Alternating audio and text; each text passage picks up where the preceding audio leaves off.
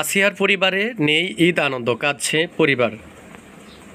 দর্শক, মাগুরার নির্যাতনের যেই শিকার হয়ে মারা যাওয়া শিশু আসিয়ার পরিবারে নেই কোনো ঈদ আনন্দ। কদিন আগেও আদরের সন্তান ঘরের আঙিনে ছুটোছুটি করতো, খেলতো আপন মনে, কিন্তু আজ তার অনুপস্থিতিতে হাহাকার পরিবারে। বেঁচে থাকলে ঈদের নতুন পোশাকের আর সেমাই পায়েসের বায়না ধরত আছিয়া, হাতে দিত মেহেদি, বোন ও সাথীদের সঙ্গে খেলতো, কিন্তু আছিয়াকে বাঁচতে দিল না পিশাচ ধর্ষক।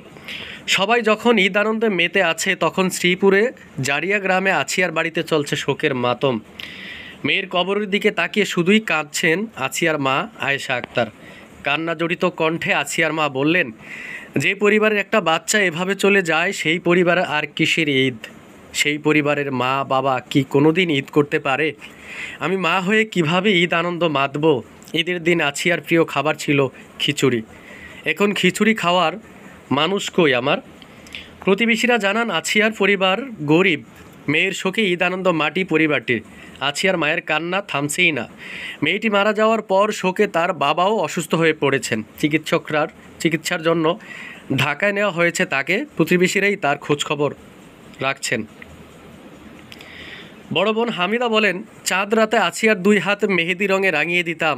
আছিয়া নেই, কার হাতে মেহেদি দেব? আছিয়ার জন্য মন খারাপ। বিগত ঈদে আছিয়ার সঙ্গে অনেক মজা করেছি। আমরা 2 বোন একসাথে ঘুরতে যেতাম, এখন কাকে সঙ্গে নিয়ে ঘুরব? প্রসঙ্গত, বোনের বাড়িতে বেড়াতে এসে শহরের নিজ নান্দুয়ালি এলাকায় 5ই মার্চ বুধবার রাত 8 বছরের ওই শিশু নির্যাতনের শিকার হয়। ঘটনার পর তাকে প্রথমে মাগুরা 250 শয্যা সদর হাসপাতালে আনা হয়।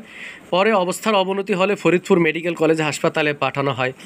পরে ঢাকায় সম্মিলিত সামরিক হাসপাতালে 13ই মার্চে সে মারা যায়। এই ঘটনায় ধর্ষক হিটু শেখকে প্রধান করে 4 জনের নামে মামলা করেছেন শিশুটির মা। তো দর্শক, আমরা দেখেছি যে অবশেষে আদালত হিটু শেখের ফাঁসির রায় দিয়েছে এবং সাথে জড়িত যে বাকি 3 জন তাদেরকে যাবজ্জীবন কারাদণ্ড দিয়েছে। তো এদিকে আছিয়ার পরিবারের সবার চাওয়া ছিল যেন এই ঘটনার হিটু শেখের সর্বোচ্চ শাস্তি হয়। তো সেই সর্বোচ্চ শাস্তি মৃত্যুদণ্ড দিয়েছে আদালত।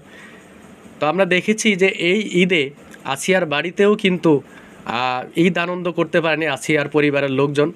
যেখানে আপনারা দেখেছেন বা শুনেছেন যে আছিয়া কিন্তু আসলে ঈদের দিন আছিয়া আসলেই বায়না ধরতো সেমাই পায়েস এবং নতুন জামার বায়না করতো এবং সেই ঈদের দিন খিচুড়ি খেত। কিন্তু আজকে সেই ঘটনাগুলো মনে করে তার মা আজকে শোকে বলতেছে যে আজকে আছিয়া নেই, তো আছিয়া যেহেতু নেই, আমার মেয়ে নেই, তাহলে আমি কিভাবে ঈদের আনন্দে মাতব?